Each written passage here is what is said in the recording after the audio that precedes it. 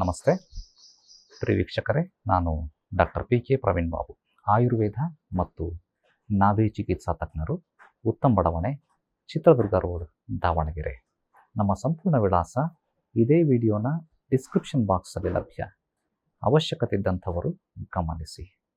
ಇವತ್ತಿನ ವಿಷಯ, ದಪ್ಪ ಆಗಲಿಕ್ಕೆ ಏನಾದರೂ ಟಿಪ್ಸ್ ಬೇಕು ಸರ್ ಅಂತ ಕೇಳ್ತಾರೆ ವೀಕ್ಷಕರೇ.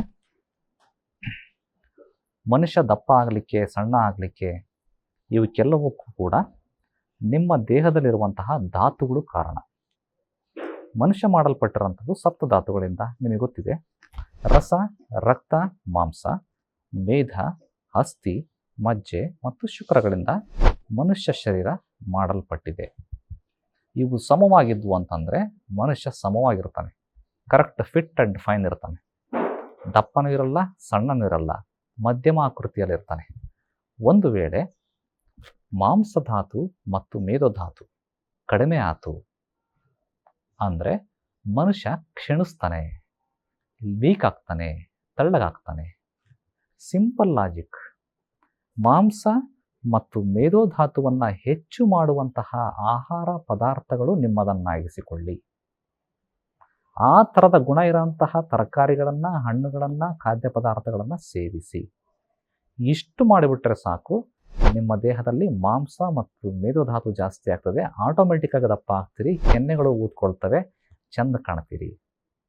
ಹಂಗಾರೆ ನಮಗೇನು ಗೊತ್ತು ಸರ್ ಮಾಂಸ ಮತ್ತು ಮೇದೋಧಾತುವನ್ನು ಹೆಚ್ಚು ಮಾಡುವಂತಹ ಆಹಾರ ಪದಾರ್ಥಗಳು ಅಂತ ತಾವು ಕೇಳದೇ ಆದರೆ ಅದಕ್ಕೆ ಉತ್ತರ, ಮಾಂಸವನ್ನು ಜಾಸ್ತಿ ಮಾಡುವಂತಹ ಆಹಾರ ಮಾಷ. ಮಾಷ ಅಂತಂದರೆ ಉದ್ದಿನ ಕಾಳು. ಮಾಷ ಅಂತ ಹೆಸರು ಯಾಕೆ ಬಂತು? ಮಾಂಸದಿಂದ ಬಂತು. ಮಾಂಸದ ಗುಣಗಳನ್ನು ಹೊಂದಿರೋದ್ರಿಂದ ಮಾಷ ಅಂತ ಸಂಸ್ಕೃತದಲ್ಲಿ ಕರೀತಾರೆ. ಮಾಷವನ್ನು ಕನ್ನಡದಲ್ಲಿ ಉದ್ದು ಅಂತ ಹೇಳ್ತಾರೆ. ಆ ಉದ್ದನ್ನು ನೆನೆಸಿ ಒಂದು ಬೌಲಲ್ಲಿ ಇಟ್ಕೊಳ್ಳಿ. ಮಾಂಸಧಾತುವನ್ನು ವೃದ್ಧಿ ಮಾಡಲಿಕ್ಕೆ ಮಾಷ, ಉದ್ದಿನ ಕಾಳು ಇಟ್ಕೊಂಡ್ರಿ. ಮೇಧೋಧಾತುವನ್ನು ವೃದ್ಧಿ ಮಾಡಲಿಕ್ಕೆ, ಮೇಧಸ್ಸನ್ನು, ಕೊಬ್ಬನ್ನು ವೃದ್ಧಿ ಮಾಡಲಿಕ್ಕೆ ಏನು ಬೇಕು? ನಾನು ಹೇಳಿದ್ದೀನಿ, ಮಾಂಸಧಾತು, ಮೇದೋಧಾತು ಎರಡೂ ವೃದ್ಧಿ ಮಾಡಬೇಕು.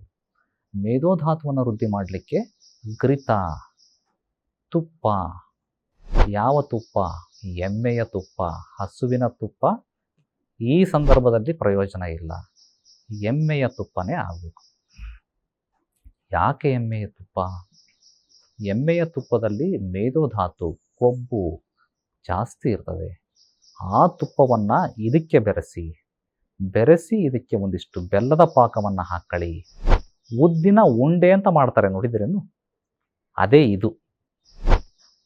ನಾನು ನಿಮಗೆ ಸುತ್ತಿ ಬಳಸಿ ಕಷ್ಟ ಆಗೋ ರೀತಿ ಹೇಳಿ ನಾನೇನೋ ಹೊಸದನ್ನು ಹೇಳಿಬಿಟ್ಟೆ ಅಂತಂದು ನನಗೆ ಬೆನ್ನು ಚಪ್ಪರಿಸ್ಕೊಳ್ಳೋ ಆಸೆ ಇಲ್ಲ. ನೀವು ಹಳ್ಳಿಯಲ್ಲಿ ಅಜ್ಜಿ ಅಂದ್ರೆ ಕೇಳಿ, ಉದ್ದಿನ ಉಂಡೆ ಅಂತ ಮಾಡ್ತಾರೆ.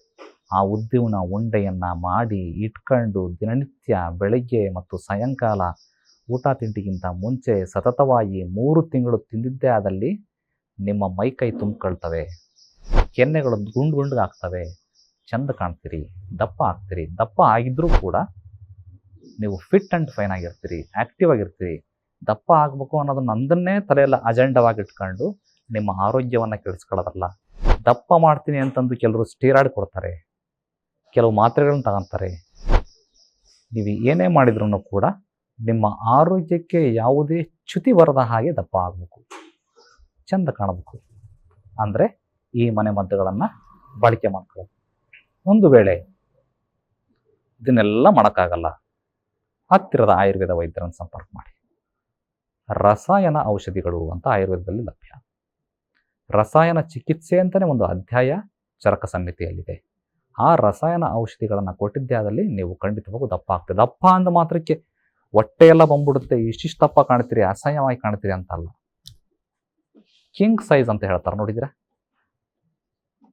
ಕಿಂಗ್ ಸೈಜ್ ಅಂತಂದರೆ ಇಟ್ಲ ಕಡೆ ತಳ್ಳಗೆ ಒಣಕಲು ಕಡ್ಡಿ ಇದ್ದಂಗೆ ಇರಬಾರ್ದು, ಅಟ್ಲ ಕಡೆ ಡ್ರಮ್ ಆಗೋ ಇರಬಾರ್ದು. King size. ಕಿಂಗ್ ಹೆಂಗಿರ್ತಾನೆ ಹಂಗೆ ಸ್ಟಿಫ್ ಆಗಿ, ಫಿಟ್ ಆ್ಯಂಡ್ ಫೈನ್. ಎಲ್ಲಿ ದಪ್ಪ ಇರಬೇಕು, ಎಲ್ಲಿ ಸಣ್ಣ ಇರಬೇಕು, ಸಿಂಹಾಕಾರ, ಸಿಂಹಕಟಿ, ಹಾಗೆ ಆ ಥರದ ಆಕಾರ ಬೇಕಾ ನಿಮಗೆ? ಹತ್ತಿರದ ಆಯುರ್ವೇದ ವೈದ್ಯರನ್ನು ಸಂಪರ್ಕ ಮಾಡಿ. 100 ಕಾಲ ಫಿಟ್ ಆ್ಯಂಡ್ ಫೈನ್. ಮುಂದಿನ ಸಂಚಿಕೆಯಲ್ಲಿ ಮತ್ತೆ ಭೇಟಿಯಾಗೋಣ. ಧನ್ಯವಾದಗಳು ವೀಕ್ಷಕರೇ.